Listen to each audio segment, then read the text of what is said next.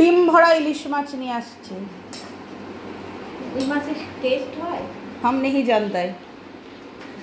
ডিম মানে মাছের মাছ সেটা কিরকম যদি মানে একদম ছোট একদম কচি ডিম হয়, আর এই যে বুড়া বুড়া ডিমগুলি শক্ত শক্ত ওই আমি জানি না কি বুড়ো ডিম নিয়ে মাছের আসছে, একদমই টেস্ট বুড়ো ডিম নিয়ে আসছে না কচি ডিম নিয়ে আসছে জানি না, সস্তা পেয়েছে নিয়ে আসছে।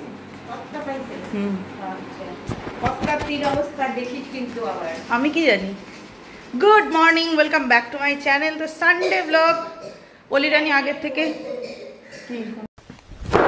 Emotional, damn it!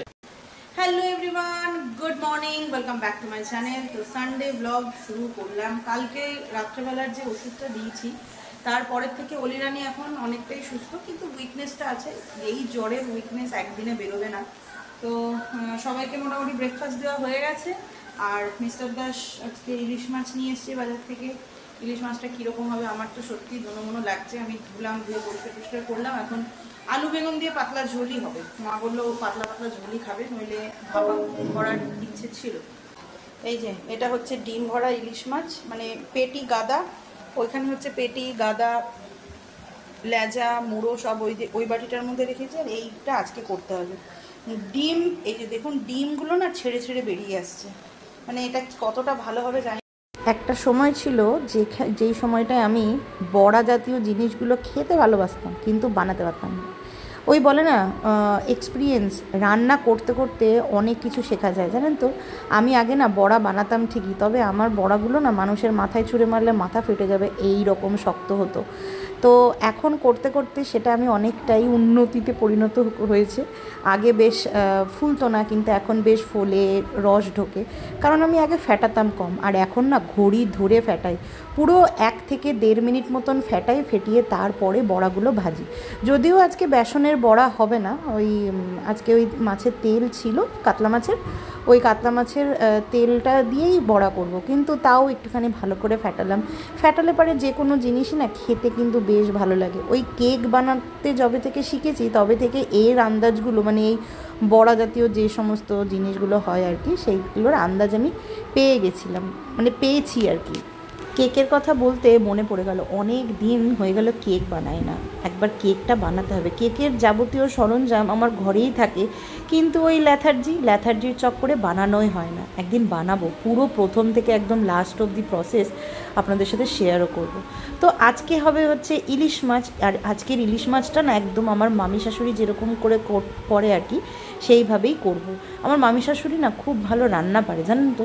আমি না সেই রকম কিছুই পারি না, তবে হ্যাঁ শিখছি, শেখার কোনো বয়স হয় না। তবে ইচ্ছে ছিল মামি শাশুড়ির কাছে গিয়ে একদম হাতে ধরে শিখব, কিন্তু হয়নি কখনো। মা একবার আমাকে বলেছিল যে মামি এই রকমভাবে ইলিশ মাছ করে, তো সেই হিসেবেই করছি।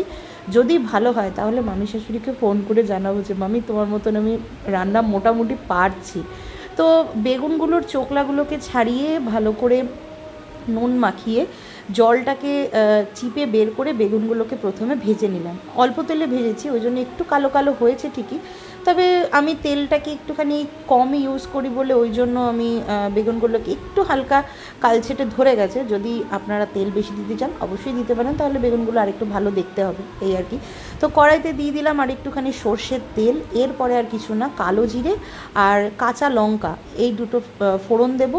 দিয়ে তারপরে আমি উষ্ণ গরম জল, মানে একদম উষ্ণ গরম জলই দেবো।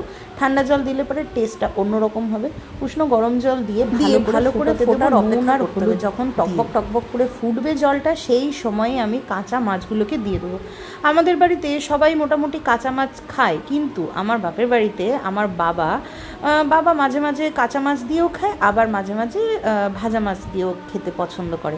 আমার শ্বশুরবাড়িতে সেরকম কোনো ব্যাপার নেই, কাঁচা মাছটা সবাই মোটামুটি পছন্দ করে। এরপর ভালো করে ঝোলটাকে ফুটতে দিতে হবে। ঝোলটা হচ্ছে, নামানোর আগে বেগুন আর কাঁচা লঙ্কা আর একটুখানি সর্ষের তেল দিয়ে, কাঁচা তেল না দিয়ে নামিয়ে দেবো। আর এদিকে আমার রান্না মোটামুটি হয়ে গেছে। এ বাবা, এখানে হচ্ছে ওই কালকের বড়ার ঝোল ছিল, ওটাকে একটু গরম করলাম, একটুখানি গ্রেভি বানানো, এটা আমি খাবো, এটা আর কেউ খাবে না। আর এখানে হচ্ছে ওই তেলের বড়া, চিংড়ি মাছের মুড়ো বড়া সব রয়েছে। আর এটা হচ্ছে মায়ের আর অলিরানির রাত্রে পটল আর আলু দিয়ে ধনেপাতা দিয়ে একটা তরকারি। আর এটা একটু চানা বেঁচেছিল রেখে দিলাম। হ্যাঁ, এদিকে এবার মাছগুলো 70% কুক হয়ে গেছে। এই সময়ে আমি বেগুনগুলোকে দিয়ে দেবো। বেগুনগুলোকে না আমি হলুদ দিয়ে ভাজিনি, ভুলে গেছিলাম হলুদ দিতে। আপনারা কিন্তু অবশ্যই হলুদ দিয়ে ভাজবেন, নইলে কিন্তু দেখতে এরকম সাদা ফাটকা হবে। ঝোলের কালারটা ওই ফ্ল্যাশ লাইটের জন্য একটু সাদাটে সাদাটে লাগছে, কিন্তু ঝোলটা কিন্তু খেতে দারুণ হয়েছিল। ঝোলটা ফুটতে থাকুক।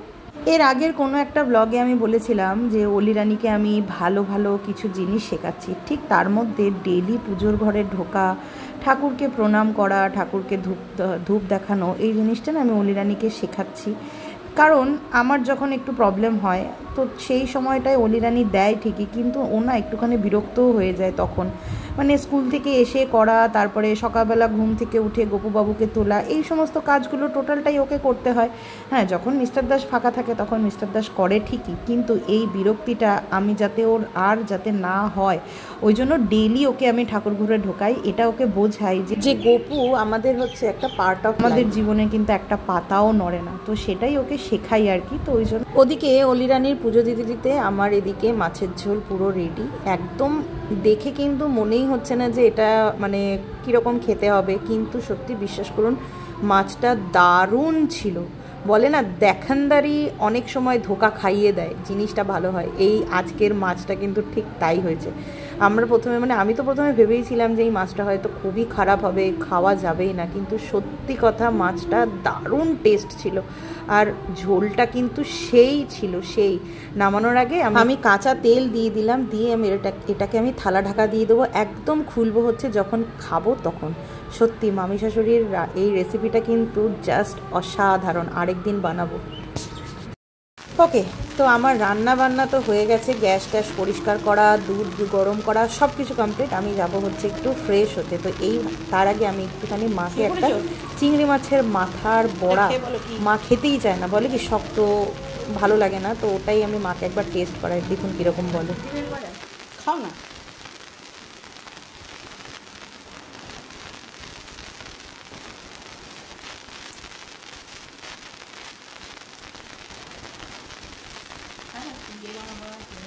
কি কিছু বুঝতে পারছো না এর মধ্যে? চিংড়ি মাছের মুড়ো। চিংড়ি মাছের মুড়ো দিয়ে? হ্যাঁ,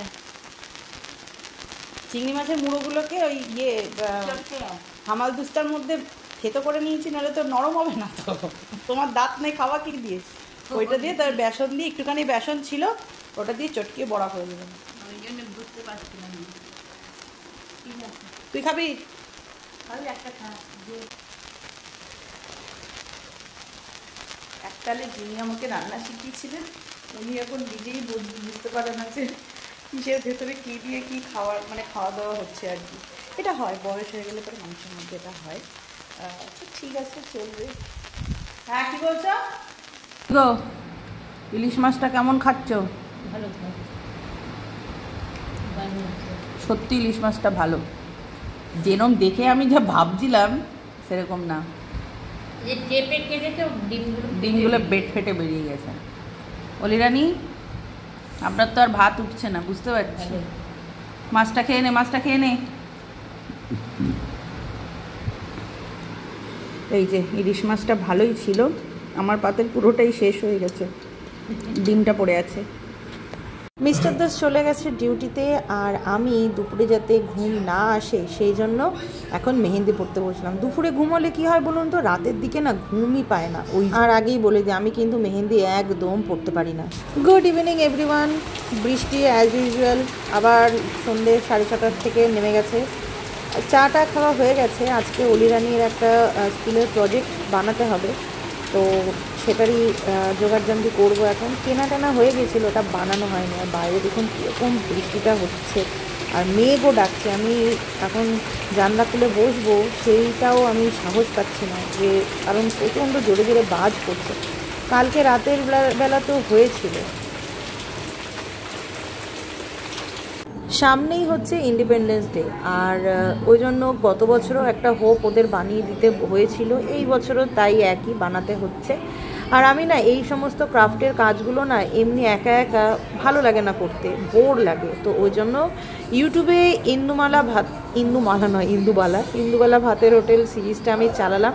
এটা বেরিয়ে গেছে তো অনেক দিন আগে, কিন্তু আমার দেখা হয়নি, তাই আজকে ভাবলাম যে এই কাজটা করতে করতে দেখে না। সিনেমাটা নিয়ে কি বলবো, মোটামুটি অনেকেই দেখে নিয়েছেন। আর সত্যি বলতে ফেসবুকে ওই টুকরো টুকরো যে ভিডিওগুলো দেয় ওইখান থেকে আমি কিছুটা দেখে আন্দাজ করেছিলাম। ঠিক আছে, নো ডাউট ভালো সিনেমা, এই আর কি।